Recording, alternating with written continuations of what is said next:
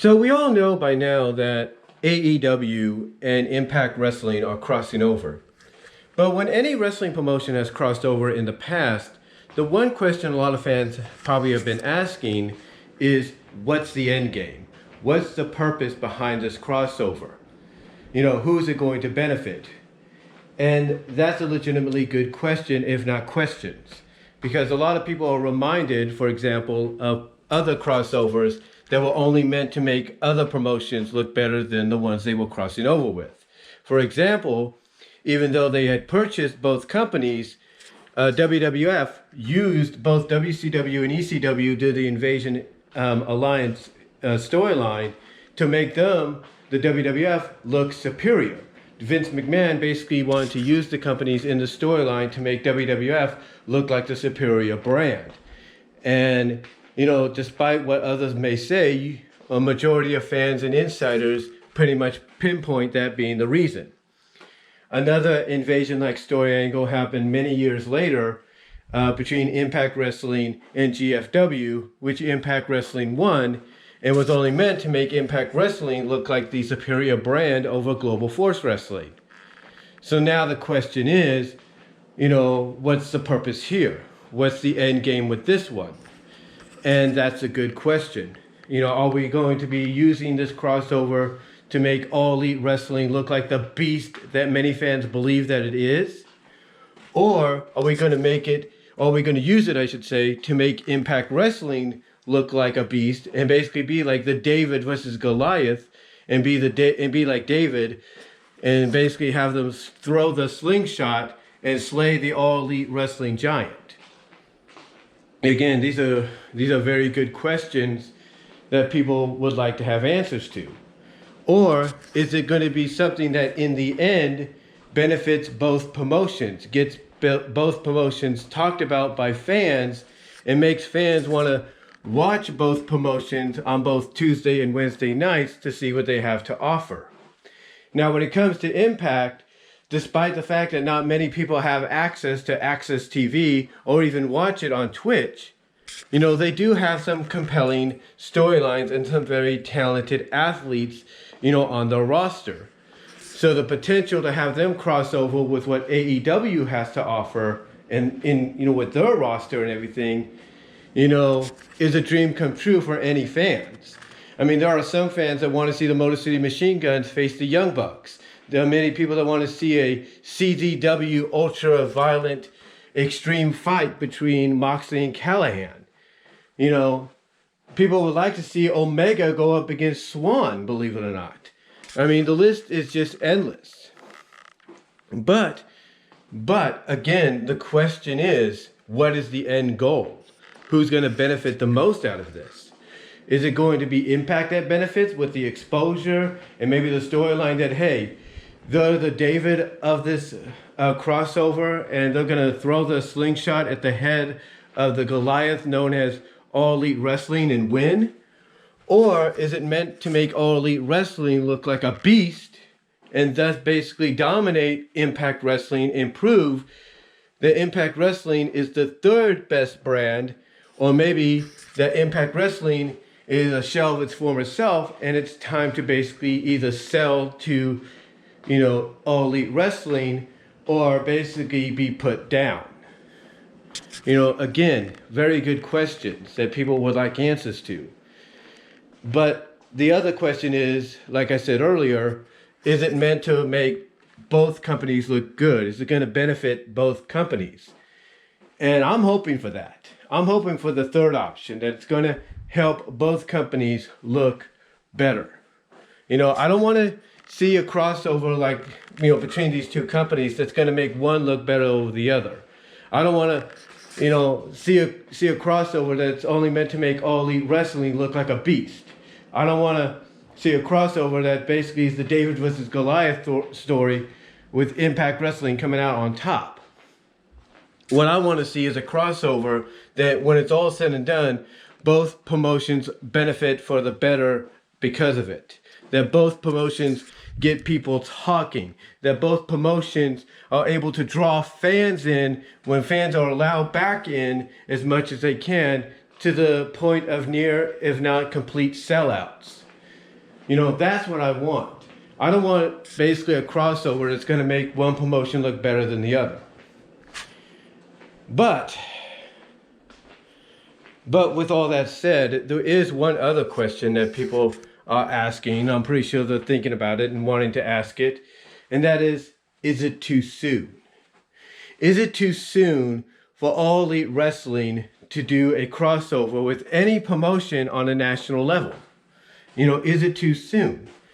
That is a good question, because a lot of people, when they hear a new company or a company that's been in existence for not that long, maybe a decade, maybe half a decade, whatever, or in this case, less than 2 years, when they hear of a promotion crossing over, when they hear of that promotion crossing over with another promotion to do some kind of like rivalry storyline, invasion storyline, whatever, people might point out to the fact that, either it's too soon, or they might point out to the fact that it's a sign of desperation.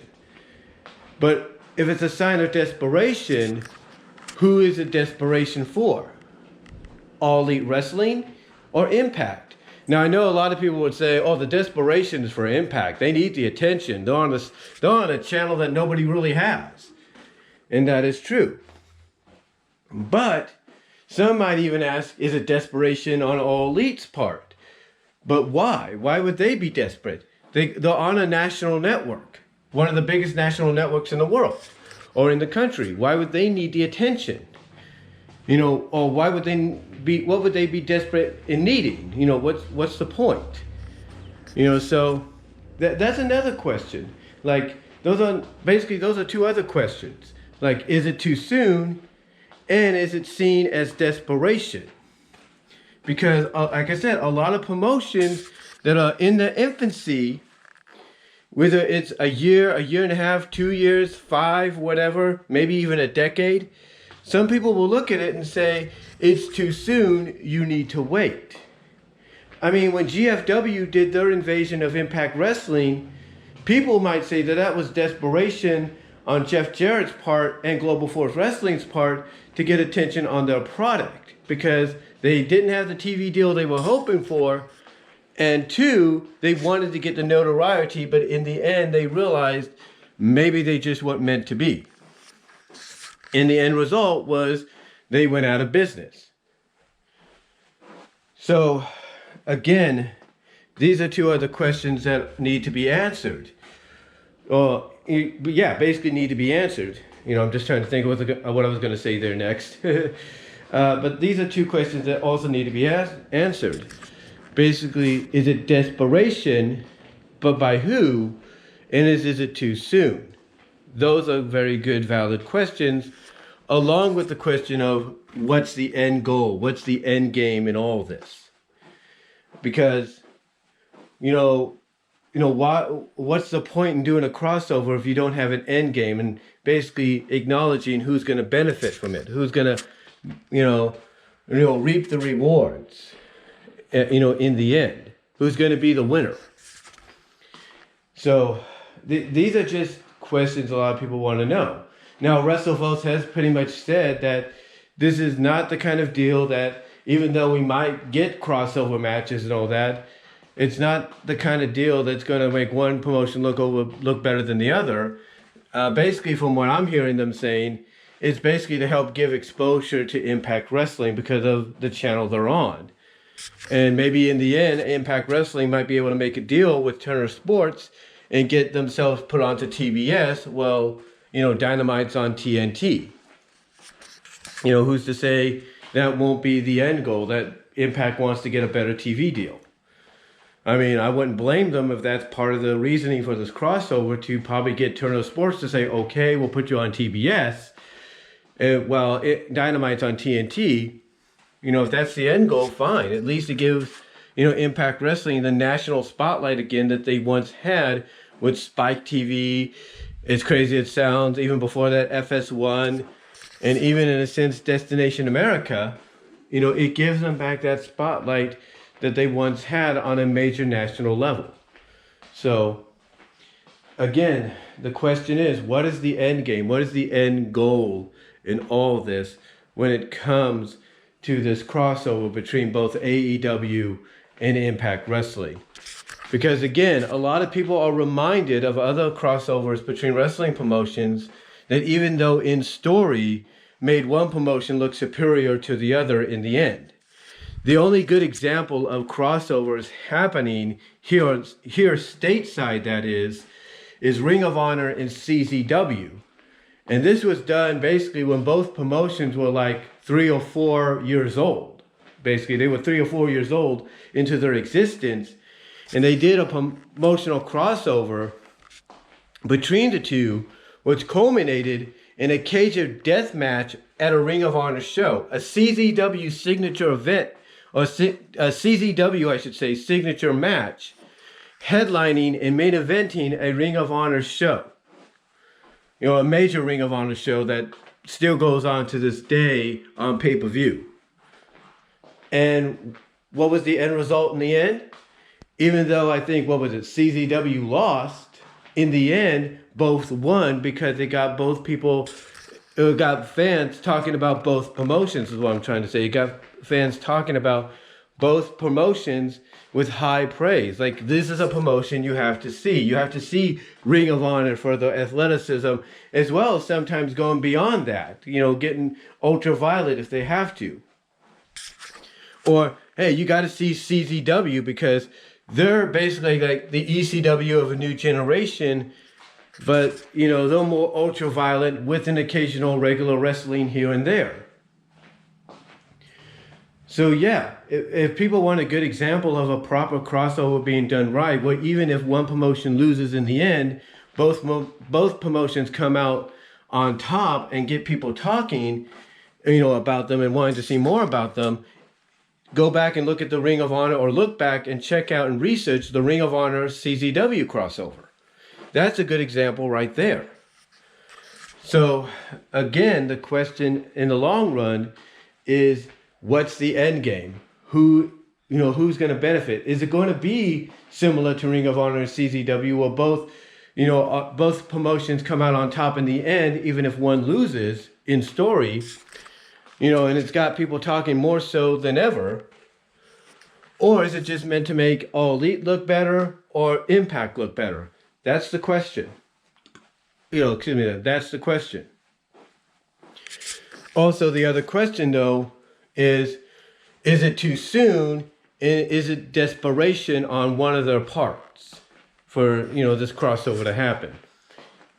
Those are two other questions, along with, you know, asking what is the end game, what is the end goal in all this when it's all said and done. So let me know what you guys think, though, down below. Comment if you like. What are your thoughts on the crossover? What do you think the end goal is going to be, the end game is going to be? Do you think it's too soon? And who do you think is, you know, behind this as part of, and basically, who do you think is desperate for this to be successful? Who do you think really wanted it the most? Do you think it's All Elite Wrestling that was desperate?